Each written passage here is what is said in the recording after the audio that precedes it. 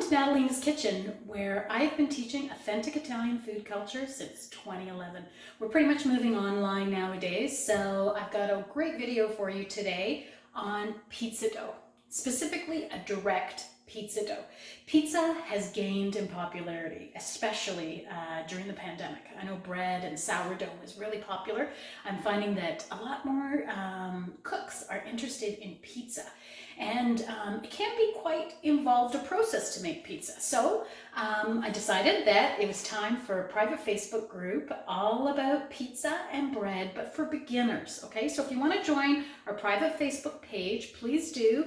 It's called Pizza and Bread for Dummies, okay? So not to be insulting anyone, but we're gonna go take it piece by piece right back to the basics, okay? So if you're really experienced in pizza making, you probably won't find much in that group helpful to you. So there's a lot of really involved groups out there for you. This is for new people.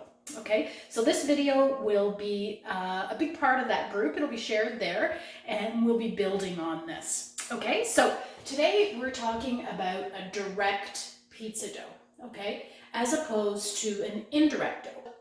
I'm going to include in the drop down on this video links to other content that you may need to decipher what we're talking about here, okay? So for those of you that know what a direct dough is, great. You can just follow along and you'll understand everything else here probably as well. But for those of you that don't, I'm going to include a link in the drop down that will take you to another video that'll explain the difference between direct doughs and indirect doughs. And your indirect doughs are those that start with sourdough starter, a poolish, or a biga. Okay, so we're not going to get into that complicated process. With this particular dough, this is a direct pizza dough. Okay, we're going to mix everything right from the start in a bowl and go from there. Okay, so before we get into actually making the dough, I want to go through what you need. Okay, so first of all, flour. Okay, this could be an all-purpose flour if you live in North America, as we call it. Could also be a bread flour or a strong flour, as some countries call it. It's basically a high gluten or a high protein flour is a bread flour. In Italy, it might be called a Manitoba flour as well, which we also have a video about. Or it could be a 00 flour. Okay, so you're going to need 1 kilogram of either simple all-purpose flour, bread flour, or 00 flour. Okay, and for the purpose of this particular demonstration, that's all we're going to do right now. As we get into, okay, next, water. Okay, so you're going to need around 700 grams of water, and that is correct. That is grams. It's not milliliters. So again, to keep your recipe as precise as possible, it's best to weigh all of your ingredients, including the water. Okay, so that now is tap water or filtered water as you wish, okay? For salt again is a weighed measurement of 20 grams, okay? And you can use just regular table salt or sea salt if you wish. I like to use sea salt, but not everybody has it on hand. Okay, and then last but not least, instant yeast, okay? So instant yeast is 2 grams, and if your scale will not measure that tiny a portion, you could actually just do a half a teaspoon. That's about the equivalent, okay? So those are all you will need to make this recipe, and like I stated, you know, you can get into some specifics, flour, even waters. You can even get a little bit more specific with water. You can certainly use different kinds of yeast. I'm going to post links for different flours and for different types of yeast and how you can substitute them. Okay, so those are your 4 ingredients for this particular straightforward direct recipe. And one more thing I'd like to address is baker's percentages, and that's what these are here. So basically anyone that makes dough professionally, whether it's a bakery or a pizzeria, they will do everything in terms of percentages, and that's just simply so they can multiply this recipe by, you know, many times to create very large quantities. Okay, so if they know the percentage, then it doesn't really matter about the weight, because they can just calculate their own very large quantity of dough based on the percentages. So Flour is always 100%. So you compare the other ingredients to the flour, which is the primary ingredient here. Okay, so in this particular recipe, we've got 1 kilo of flour for 100%. 700 grams of water is 70% of the flour. Okay, and that's where we get this hydration percentage that you may hear bakers or pizza makers talk about. So when somebody says they made a pizza dough and it was 70% hydration, this is what they're talking about. And this is just to simplify things in terms of bakers speak, we'll say, so they can communicate with each other very quickly. Through recipes, they can share that information very quickly by just indicating what percentage hydration it is, okay? So that's the first little word or term, I guess, extra term that you've learned over and above just the basics of a recipe here. Okay, then we carry on with salt at 2% and instant yeast in this case at 0.2%. Okay, so if someone wants to share a recipe with you, the easiest way to do it, if it's just these 4 ingredients, is to give you the percentages, and then you can calculate how big a batch you'd like to make. Okay, this particular recipe with 1 kilo of flour, depending on how big you want your pizzas, it can vary. You can really make anywhere between 5 and 8 pizzas with this. I like to weigh my dough balls each individually, and I like them to be anywhere between 200 and 280 grams, and that's for a Napolitana style pizza, which will give you a 35 centimeter diameter of a pizza, which is about individual size or dinner plate size, okay, which is what is typically served in Italy with a thin crust pizza. Okay, so I usually get about 8 balls with this, but you could do more or less depending on the size you want. Okay, so there you have it. Here are all the ingredients for this recipe. I hope that was helpful. I hope you understand it. Please comment below if you have any questions about this. And I'm sure there'll be some discussion in the private Facebook group. So if you want to join us there with some discussion on this, that would be great. In the meantime, we're going to get over to our ingredients and I'm going to show you how this comes together. I have Okay, here we are. We've got our 1 kilo of flour in our bowl and ready to go. I've got a whisk here. If you have one, it's great to incorporate our instant yeast, which is what we're going to do first. So we've got our instant yeast and we're going to incorporate that.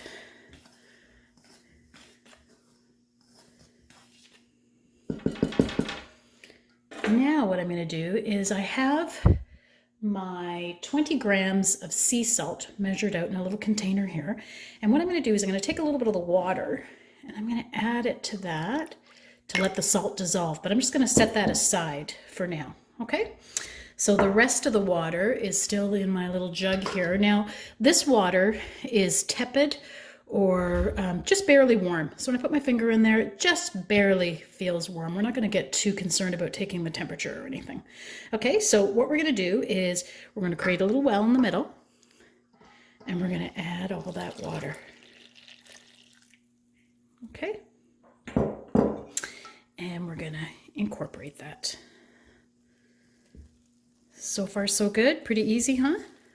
Okay, now many Italians like to add the salt away from the yeast. So that's why I haven't added the salt yet, okay? They believe that the salt will make the yeast less active. So that's why I'm adding it separate. So I've added a little bit of water just to help dissolve that. So all I'm doing here is I'm mixing it, folding it, and incorporating the dry flour into the moist dough. Okay, so we want to incorporate all of that. You could do this in your stand mixer or in your food processor, but like I said, it's not necessary. Okay, so that's pretty well incorporated. Okay, and now what we want to do is take this salt with the water, give it a little stir so that it's all fully dissolved. Let's just give it a minute to fully dissolve. It feels like it's a little bit granular still. I should have gave it a stir earlier. So, okay, I think it's all dissolved now. So now we're going to add the salt. Yeah, so there's a little bit of salt that's still not melted at the bottom there or dissolved. So that's fine. And it goes. I could even use a little piece of dough to clean that out. Okay, now we're going to incorporate the salt. So the yeast is all mixed in really well before we add in that salt. So our yeast will be nice and potent. And you can see just that little bit extra water has made this much more moist. Okay, so I'm going to move the bowl and I'm going to work right on my bench here. So let's just move it. And all we're going to do is we're going to knead this until it's all incorporated. So we're going to, using the heels of our hands, press it and turn it again. And you'll see it's quite wet because it's 70% hydration, right? So here we go.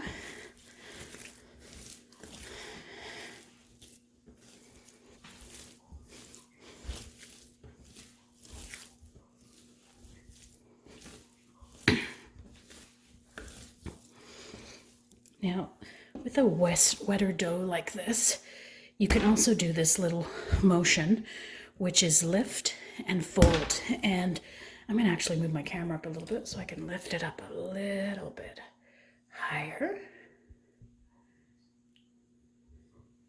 Okay, so you're going to pick it up with your hands, let it kind of drape, and slap it down. That'll help build up some gluten because it's really rough right now. It's not very smooth. Okay, so let's do that a little bit. Okay, and now it's all incorporated. We're going to let this rest now for 15 minutes covered.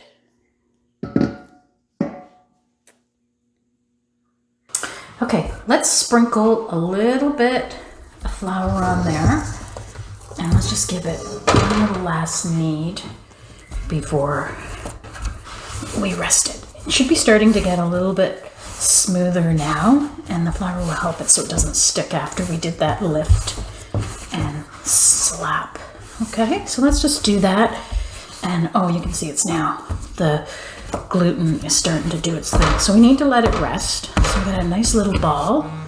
Okay, and we are gonna let that go for about 15 minutes covered. Okay, here we go, 15 minutes later. Let's uncover it. It looks really nice, and now we're gonna stretch and fold. So just as the name implies, we're gonna stretch and fold. 1, 2, 3, and 4. You can pick it up, turn it over if you want, and do it again. 1, 2, 3, and 4. That'll help, again, develop the gluten. Okay, so you want to do that a few times. So that's 3 already, or rather this is the 3rd time. And you can see how nice that gluten is stretching. Okay, so we've done that 3 times. It's going to go back in the bowl, and this time it's going to go for a long rest. We're going to let that go for about 6 hours. It's going to at least double in size. And then after that, we will divide it into our balls. So we'll see you in 6 hours. Okay, our beautiful dough has been sitting covered with the damp tea towel for about 6 hours. And it has at least doubled in size. Feels nice and airy. Okay, now I didn't oil the bowl. Some people oil the bowls. I prefer not to, because when we form the balls, the oil will interfere, I think, with making nice little tight round balls. And so I prefer not to oil the bowl. Okay, so you can if you want, but you might find the oil will be slippery when you go to ball them. So I'm going to use my little tool here to just release it a bit from the edge, and then I'm going to flip it over and remove the dough, and I'm going to try not to deflate it. Okay, so I might have to go down a little bit with my tool to kind of release it from the bowl so it's not stuck. Okay, and then I'll tuck my hand in there and turn it, and I'm just releasing it from the bowl. Okay, it's still inflated. We don't want to punch it down. That's kind of old school from bread recipes when you plunge it down. And then I'm just gently going to ease it out of the bowl. And you can see there's lots of air holes in there. When I get the bowl out of the way, you'll be able to see more. Okay, you can see. There we go. Okay, so we can get rid of that bowl. Let's see if I've got that. There we go. Okay, so now we're going to divide it up into balls. This makes about 8 pizza balls.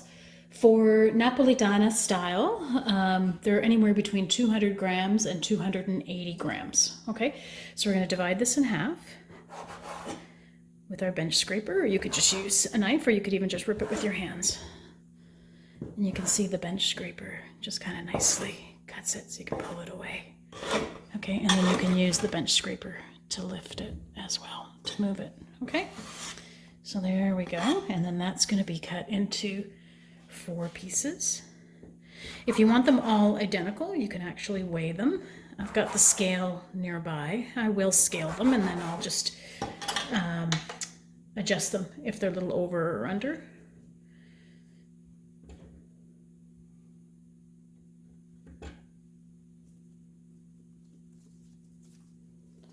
That one's a little bit under.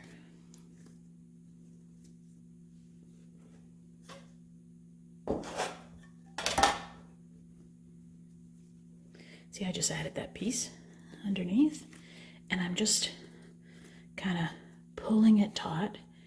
That's the easiest way to make a ball, is just kind of pull it taut underneath. I'm going to go in and weigh that again now. Okay, another way is, let me move those out of the way. And this is why I didn't want the oil on it. If you pull it towards you, they kind of tighten up. Okay, and then you have a nice little ball of dough. Okay. Whoops.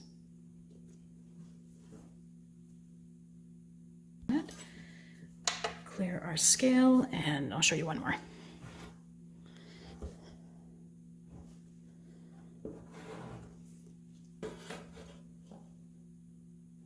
That's a little bit too much this time. I love when I cut it and I get it exactly 200. There, that's pretty close. So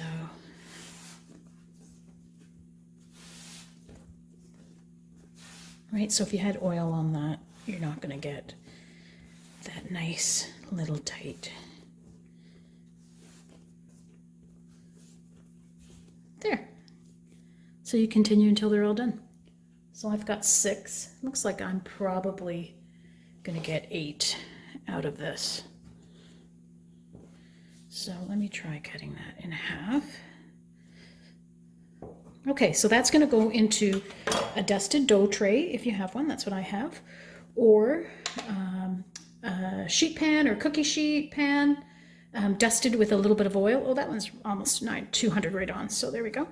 And then you want to space them out. I'll show you the tray when I'm all done, so that they're not touching, because this is now going to go for a nice cold long ferment. Okay, so ferment is one of those terms that you're going to hear a lot about. So basically it's going to develop flavor. It's going to be a cold ferment, so it's going to go in the fridge, and it can go anywhere from a day to 2 days. Okay, so we're going to want to leave it in there at least 2 hours. So I could actually use this today.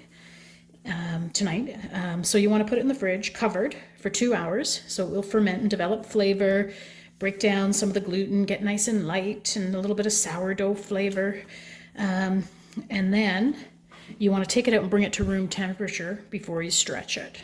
Okay, and then I've got a little video on my YouTube channel that I'll post on this Facebook page as well.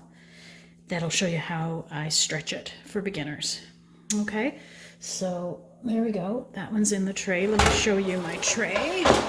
So there we go. You can see how spaced out they are. So this will get a little dusting of flour on top, and it'll go in the fridge, like I said, for at least 2 hours. I like to leave it at least 24 hours.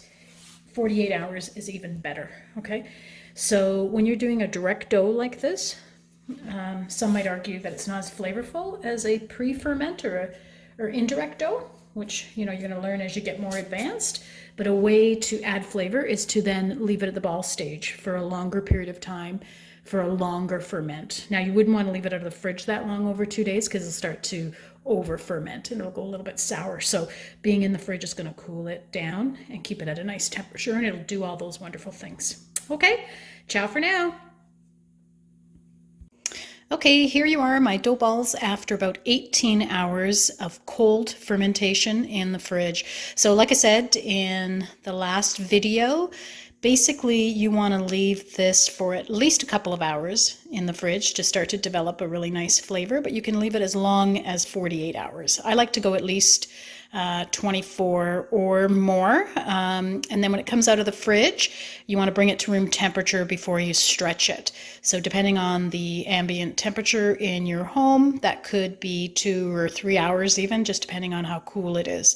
And then you can go ahead and stretch this out to make your pizzas. So I also have a stretching video that's available on YouTube or available in the private Facebook group, Pizza and Bread for Dummies. Now, this is a simple direct dough, so basically there's a lot of variables here. You can try different flours, you can try different techniques, different combinations of fermentations, different combinations of stretch and fold, different hydrations, different types of yeast, okay? And all of those things will affect your results. I have come up with what I believe to be my favorite recipes that work well with the equipment that I have, and those are published exclusively to my private paid course, which is my wood-fired course that I provide with clients that purchase our wood-fired ovens. So those are videos start to finish. We hold your hand the whole way. So making the doughs, one is with poolish, one is a direct dough with a long fermentation, but we get into some specialty flours and techniques. And then we also cover all the ingredients for an authentic Napolitana style pizza. And we also show you exactly how to bake them, stretch them, and even eat them. So there you go. Ciao for now.